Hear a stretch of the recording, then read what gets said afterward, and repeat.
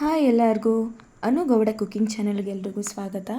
ಇವತ್ತು ನಾನು ಸ್ಪೆಷಲ್ಲಾಗಿ ಏನಾದರೂ ಮಾಡೋಣ ಅಂತ ಬಾದುಷಾ ಹೇಗೆ ಮಾಡೋದು ಅಂತ ಹೇಳ್ಕೊಡ್ತಿದ್ದೀನಿ. ತುಂಬಾ ಸಿಂಪಲ್, ಮನೇಲೇ ಆರಾಮಾಗಿ ಮಾಡ್ಕೊಬೋದು. ಈಚೆಯಿಂದ ತರೋ ಅವಶ್ಯಕತೆ ಇರಲ್ಲ, ತುಂಬಾ ಬೇಗ ಆಗುತ್ತೆ. ಬನ್ನಿ ಈಗ ಅದಕ್ಕೆ ಬೇಕಾಗಿರೋ ಇಂಗ್ರೀಡಿಯೆಂಟ್ಸ್ ತೋರಿಸ್ತೀನಿ. ಈಗ ಇಲ್ಲಿ ನಾನು 1 ಕಪ್ ಮೈದಾ ತೊಗೊಂಡಿದ್ದೀನಿ, 3/4 ಕಪ್ಪಷ್ಟು ಸಕ್ಕರೆ ತೊಗೊಂಡಿದ್ದೀನಿ, ಸೋಡಾ ಮತ್ತು ಉಪ್ಪನ್ನ ತೊಗೊಂಡಿದ್ದೀನಿ ಸ್ವಲ್ಪ, ಹಾಗೆ ಏಲಕ್ಕಿ ಪುಡಿ ಮತ್ತು ಕಲಸೋದಕ್ಕೆ ಬೇಕಾಗಿರೋ ಎಣ್ಣೆ. ಫಸ್ಟು ಈಗ ನಾನು ಒಂದು ತಟ್ಟೆ ತೊಗೊಂಡು ಅದಕ್ಕೆ ನಾನು 1 ಕಪ್ ಮೈದಾ ತೊಗೊಂಡಿದ್ನಲ್ಲ ಅದನ್ನು ಹಾಕ್ಕೊತಿದ್ದೀನಿ. ಈಗ ಇದಕ್ಕೆ ನಾನು ಸೋಡಾ ಮತ್ತು ಉಪ್ಪನ್ನ ಹಾಕ್ಕೊತಿದ್ದೀನಿ, ಅದು ಸ್ವಲ್ಪ ಮಾತ್ರ, ಜಾಸ್ತಿ ಕ್ವಾಂಟಿಟಿಯಲ್ಲ. ಎಣ್ಣೆನ ಹಾಕ್ಕೊತಿದ್ದೀನಿ. ಎಣ್ಣೆನ ನಾನು ಕಾಯಿಸ್ಕೊಂಡು ಹಾಕ್ಕೊತಿದ್ದೀನಿ, ಡೈರೆಕ್ಟಾಗಿ ಹಂಗೆ ಹಾಕ್ಕೊಬಾರ್ದು.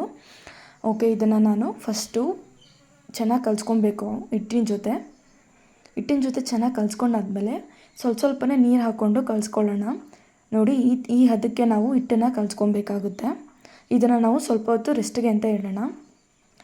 ಈಗ ಫಸ್ಟು ಒಂದು ಬೌಲ್ ತೊಗೊಂಡು ಅದಕ್ಕೆ ನಾನು ಸಕ್ಕರೆನ ಹಾಕ್ಕೊತಾ ಇದ್ದೀನಿ.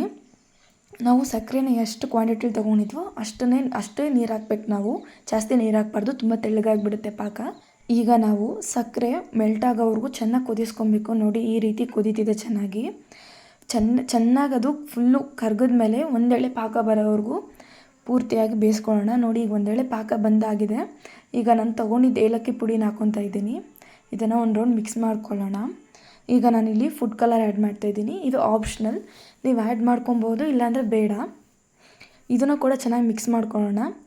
ಈಗ ಆವಾಗಲೇ ರೆಸ್ಟಿಗೆ ಅಂತ ಹಿಟ್ಟನ್ನು ತೊಗೊಂಡಿದ್ದೀನಿ. ನೋಡಿ, ತುಂಬ ಚೆನ್ನಾಗಿ ನೆಂದಿದೆ ಹಿಟ್ಟು. ಈಗ ಇದನ್ನು ನಾವು ಸ್ವಲ್ಪನೇ ತೊಗೊಂಡು ಚಿಕ್ಕದಾಗಿ ಉಂಡೆ ಮಾಡ್ಕೊಳ್ಳೋಣ. ಇದನ್ನು ಜಾಸ್ತಿ ದಪ್ಪವಾಗಿ ರೌಂಡ್ ಮಾಡ್ಕೊಬಾರ್ದು, ಚಿಕ್ಕದಾಗೇ ಇರಬೇಕು.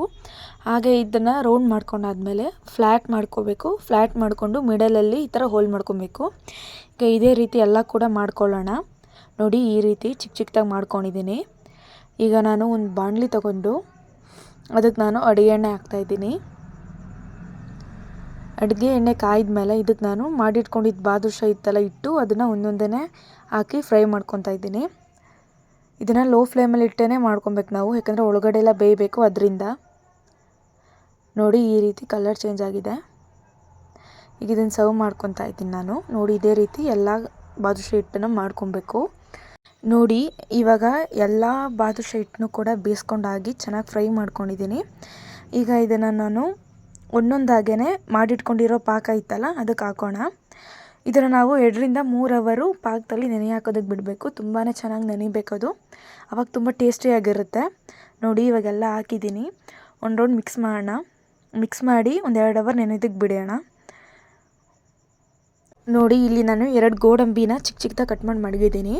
ನೋಡಿ, 2 ರಿಂದ 3 ಅವರ್ ಆದಮೇಲೆ ಬಾದುಷಾ ತುಂಬ ಚೆನ್ನಾಗಿ ನೆಂದಿದೆ, ತುಂಬಾ ಚೆನ್ನಾಗಿ ಟೇಸ್ಟ್ ಬಂದಿದೆ. ಈಗ ಅದ್ರ ಮೇಲೆ ನಾನು ಗೋಡಂಬಿನ ಡೆಕೋರೇಟಿವ್ ಆಗಿ ಇಟ್ಟಿದ್ದೀನಿ ಅಷ್ಟೇ. ತುಂಬಾ ಟೇಸ್ಟಿಯಾಗುತ್ತೆ. ನೀವು ಕೂಡ ಮನೇಲಿ ಮಾಡಿ ಟ್ರೈ ಮಾಡಿ ನೋಡಿ, ತುಂಬಾ ಟೇಸ್ಟಿಯಾಗುತ್ತೆ. Thank you.